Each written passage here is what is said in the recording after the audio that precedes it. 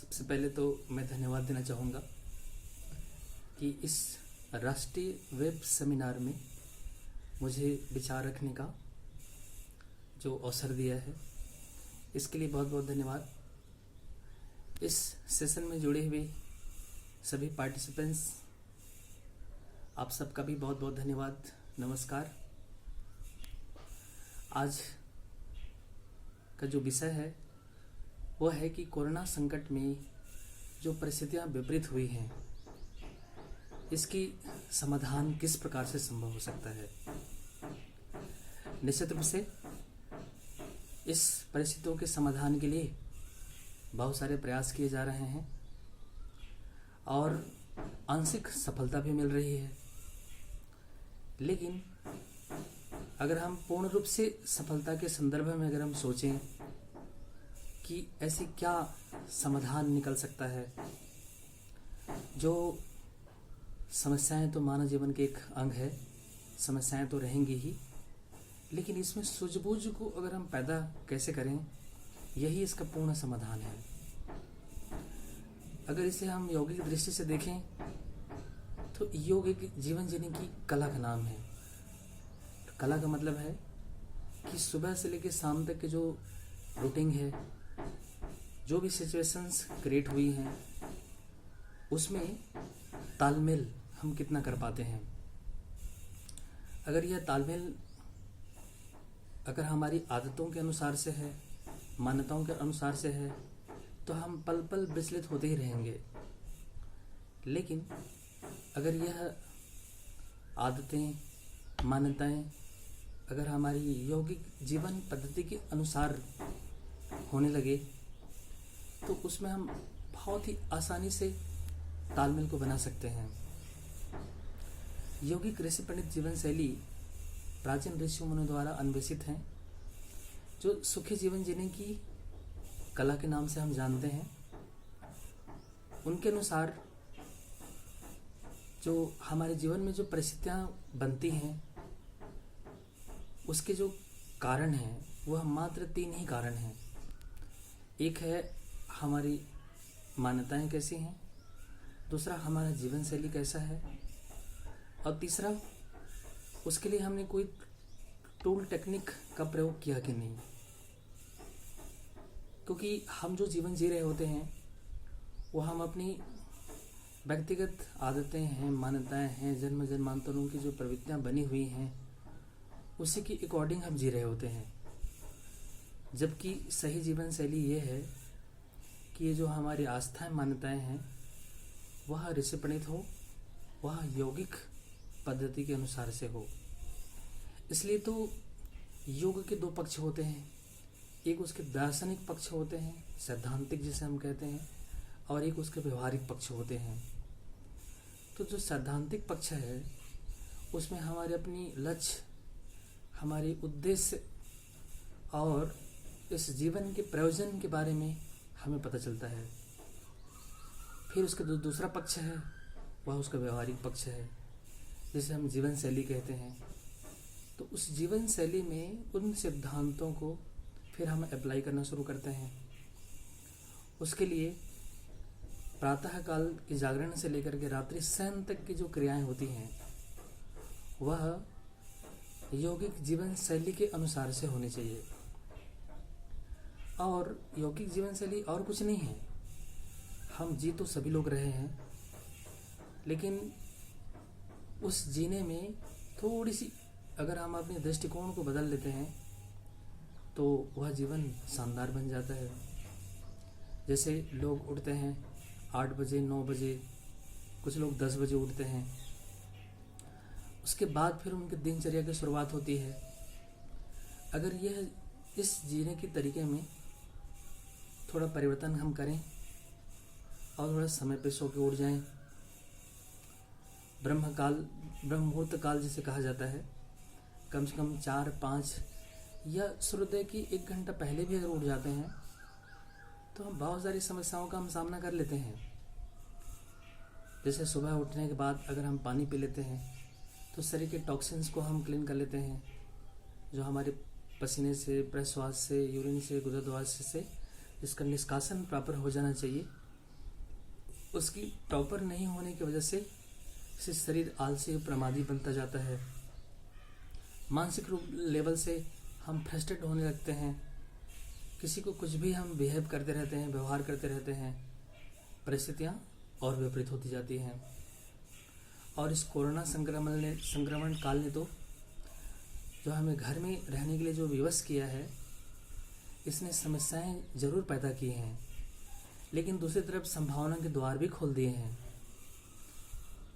समस्याएं जब तक ना हो तो उसका समाधान के सिद्धांत भी तो नहीं निकलते। परिस्थितियां कैसे भी क्यों ना हो, हर युग में, हर काल में और हर व्यक्ति विशेष के जीवन में समस्याएं का आना स्वाभाविक है। जीवन का यह एक अभिन्न अंग है, लेकिन ये इसको जीना अब हमारी समझदारी पर निर्भर करता है। तो यहाँ समझदारी का परिचय देते हुए समय पर उठकर अपने नित्य कर्म को अगर हम कंप्लीट कर लेते हैं, शरीर के तल पर कुछ करने वाले अभ्यास हैं, जैसे कुछ आसन हैं, प्राणायाम हैं, तो हम अपने स्थूल शरीर पर कमांड कर लेते हैं। जो हमारा सूक्ष्म शरीर है, जिसे हम विचार और भाव के शरीर कहते हैं, तो उसके लिए नियमित रूप से किसी अच्छे जो विचार हैं, जो जीवन मूल्य से संबंधित विचार हैं, अगर ऐसे सिद्धांतों को अगर हम पढ़ते हैं तो हमारी आस्थाएं भी बदलती हैं, मान्यताएं भी बदलती हैं, जीवन के प्रति हमारी सही समझ विकसित होती है। और फिर जब उसको हम जीने लगते हैं तो यही सिद्धांत हमारे लिए व्यवहार बन जाता है और हम होश में रहकर और व्यवस्थित तरीके से जब अपनी जीवन शैली को मेंटेन करना शुरू करते हैं तो फिर समस्याएं कैसे भी क्यों ना हो, उसका हम समाधान प्राप्त कर लेते हैं। इसकी दूसरी जो उपाय है वो ये है कि नेचुरल वे में हम अपनी जो जिंदगी की समस्याएं हैं उनको हम समझने की अगर हम कोशिश करते हैं तो भी हम उसको समाधान प्राप्त कर लेते हैं। क्योंकि गीता में कहा गया है कि जहाँ आसक्ति हमारी होती है वहीं पर हमारी कामनाएं भी उत्पन्न होती हैं, और कामनाओं में अवरोध होने पर क्रोध की उत्पत्ति होती है। तो कई बार हमारी आसक्ति होती है कि बाहर हम घूमें और कुछ मार्केटिंग करें, लेकिन आज परिस्थितियाँ कुछ ऐसी हैं कि हम स्वतंत्र रूप से हम घूम फिर नहीं कर सकते। तो उस पर हमें अपनी कंट्रोल करना पड़ेगा, और उसको कंट्रोल जब नहीं कर पाते हैं तभी हमारी जो बुद्धि है वो भ्रष्ट हो जाती है। और स्मृति भ्रंशात बुद्धिनाशो बुद्धिनाशात प्रणश्यति, फिर हमारा संपूर्ण पतन होने लगता है, मानसिक रूप से हम फ्रस्ट्रेट होने लगते हैं। फिर उसका परिणाम हमारे शरीर के तल पर उसके रेस्पिरेशन, सर्कुलेशन और डाइजेशन पर प्रभाव पड़ता है। और इस पर जब स्थूल रूप पर जब प्रभाव शरीर पर पड़ने लगता है तो उसका सीधा प्रभाव फिर से मानसिक लेवल पर पड़ने लगता है। तो हम शरीर के तल पर और मन के तल पर दोनों ही लेवल पर हम डिस्टर्ब हो जाते हैं। अगर इसके समाधान के लिए किसी एक पक्ष को अगर हम पकड़ लें, चाहे हम शरीर को माध्यम बना लें या हम अपनी मन को कंट्रोल करने की कोशिश करें, तो हम दोनों पर कमांड कर सकते हैं। क्योंकि शरीर का जो सूक्ष्म पार्ट है वह मन है और मन का स्थूल पार्ट शरीर है। तो अगर हम मानसिक रूप से फ्रस्ट्रेट हो रहे हैं तो हमें शरीर पर कमांड करने की आवश्यकता है। इसके लिए चाहें तो आप अपने आसपास के घर के बागवानी में अपना समय दे सकते हैं। कुछ ना सही तो कोई फावड़ा ही चला सकते हैं। घरेलू कुछ आवश्यकताएं हैं, लकड़ी वगैरह है, तो उसको हम अपनी काट करके अपने शरीर के जो टेंस हैं, प्रेशर हैं, उन प्रेशर को हम यूज कर लें। अगर हम शरीर को माध्यम नहीं बना पा रहे हैं तो हम अपने मन को कंट्रोल करने के लिए अपनी आस्था विश्वास के अनुसार अपनी जो भी मान्यताएं हैं, जो इष्ट हैं, देव हैं, उनके हम उपासना साधना के जो क्रम है उसको हम नियमित बनाए रखें। या अपने चिंतन की उत्कृष्टता के लिए कोई स्वाध्याय या मनन चिंतन की प्रक्रिया को अपनाकर हम अपने मन को नियंत्रित कर सकते हैं। तो शरीर और मन ये दोनों की क्रियाएं अगर नहीं हो पा रही है तो कम से कम हम अपनी जीवन शैली के जो उठने और बैठने के क्रम है तो उसको भी अगर हम व्यवस्थित कर लेते हैं तो भी हम काफ़ी हद तक इन समस्याओं का समाधान प्राप्त कर सकते हैं। जैसे अर्ली मॉर्निंग समय पर अगर हम उठ जाते हैं और अपने नित्य कर्म को फिनिश कर लेते हैं तो हम फ्रस्ट्रेट नहीं होते। शरीर के तल पर और मन के तल पर आने वाले डिस्टरबेंस पर हम कमांड कर लेते हैं। इसी तरह अगर हमारा कोई कर्तव्य है, हमारी धर्म है, जिम्मेदारी है, हम उस जिम्मेदारी को भी हम प्रॉपर निभाएं। अगर हम घर में इस लॉकडाउन पीरियड में हम रह रहे हैं तो हमारे भी कुछ कर्तव्य बनते हैं घरेलू कुछ कार्यों को करने की। इतना ही नहीं, अगर हम हमारी अपनी जो जिम्मेदारी है, अपनी कर्तव्य कर्म है, उनको हम प्रॉपर वे में निभाने लगते हैं ना, तो हम मानसिक रूप से अशांत नहीं होते, शारीरिक रूप से उसके फिर सिम्टम्स भी नहीं आते, और आ भी जाते हैं तो उनको कुछ यौगिक टूल टेक्निक का हम प्रयोग कर लें तो आराम से कंट्रोल भी कर सकते हैं। इसके लिए सबसे बेस्ट और सरल पद्धति है, जो एक महत्वपूर्ण आसन है जिसे आप सब लोग जानते हैं, वह है काष्ठ तक्षण आसन। इसमें हम दोनों हाथ को ऊपर उठाते हैं और लकड़ी काटने की तरह एक्टिंग करते हुए जोर से जब हम पटकते हैं तो इससे जितनी भी हम इमोशनली जो स्टिमुलेट हुए होते हैं भावनाओं में, या मानसिक रूप से जब हम प्रेशराइज फील कर रहे होते हैं, इनको हम एक झटके में दूर कर सकते हैं।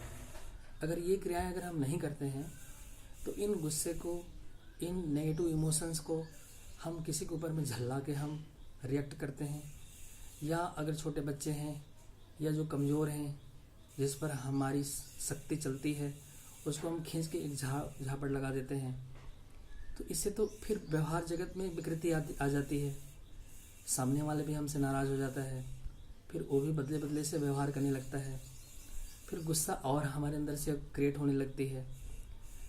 इन सबसे बचने का आसान तरीका, आप काष्ठ तक्षण आसन करिए। हो सके तो थोड़ी देर के लिए जब आप बकासन करते हैं, बगुले के आसन, तो इससे हमारी जो एकाग्रता है वो एकाग्रता इतनी तेज़ी से बढ़ती है कि अशांत मन पर हम कमांड कर लेते हैं, क्योंकि सारा कंसंट्रेशन जब हम शरीर पर स्थिर होते हैं, बैलेंसिंग पोज में स्थिर होते हैं, तो बहुत जल्दी हम अपने मन की असंतुलन को संतुलित कर लेते हैं। इसी तरह से अगर हम कुछ वृक्ष आसन कर लेते हैं तो इसमें भी हम एक जड़वत, एक भावनात्मक असंतुलन को संतुलित कर सकते हैं, क्योंकि वृक्ष का जो धर्म है, उनके जो गुण है, वह एक स्थिरता है। जब हवाएं चलती हैं तो उसमें जो हिलती रहती हैं, हम भी इसी तरह से हिलते रहेंगे, परिस्थितियाँ विपरीत होती रहेंगी, उसमें हम कभी डिस्टर्ब भी हो जाएंगे और कभी हम संतुलित भी हो जाएंगे, लेकिन हम विचलित नहीं होंगे। अगर विचलित हो गए तो कई प्रकार की समस्याएं और पैदा हो सकती हैं, जैसे हम साइकोसोमेटिक कहते हैं। तो ये जो संतुलन है ये हमें वृक्ष आसन से हमें मिलता है। तो आप जो भी उचित समझते हैं, थोड़ी सी अपनी शारीरिक क्षमताओं अनुसार कुछ भी अभ्यास को करने के बाद आप अपने शरीर के तल पर जो प्राणों के जो बैरियर हैं उनको आप नियंत्रित कर लेते हैं और अपनी मन पर स्थिरता प्राप्त कर लेते हैं। मन को स्थिर करने के लिए जब थोड़ी देर के जब आप बैठते हैं और लंबी गहरी सांस लेते हैं तो श्वासों की लय प्राप्त करते ही आप न केवल मन पर कंट्रोल कर पाते हैं बल्कि अपने व्यवहार पर और अपनी शरीर पर आप नियंत्रण प्राप्त कर लेते हैं। इस तरह परिस्थितियाँ कैसे भी क्यों ना हो, चाहे वो कोरोना काल से उपजी हुई समस्या हो या हमारी दैनिक जीवन की कोई समस्या हो, समस्याएं तो मानव जीवन का एक अंग है और यह स्वाभाविक है और रहेंगी ही, लेकिन इसमें हम कितनी खूबसूरती से तालमेल बिठाते हैं, कितने हम संतुलन बनाए रखते हैं, यही हमारी समझदारी है। और ये समझदारी हमें मिलती है अपनी घटते घटनाओं से भी हम सबक लेते हैं, या जो सामने जो घटनाएं घट रही हैं उनको देख करके भी हम सबक ले सकते हैं कि जो इस लॉकडाउन को तोड़कर जो बाहर जा रहे हैं और उससे संक्रमित होकर के जो आ रहे हैं, उससे भी हमें पता चलता है कि हमें क्या करना चाहिए, कैसे हमें अपने आप को कंट्रोल करके रखना चाहिए। और कहीं जा भी रहे हैं तो हम प्रॉपर प्रिकॉशंस को अपना करके हम जाएं। इन्हीं सूझबूझ को ध्यान में रखते हुए आज के इस शारीरिक और मानसिक असंतुलन को हम संतुलित कर सकते हैं, समाधान प्राप्त कर सकते हैं। बहुत बहुत धन्यवाद। नमस्कार।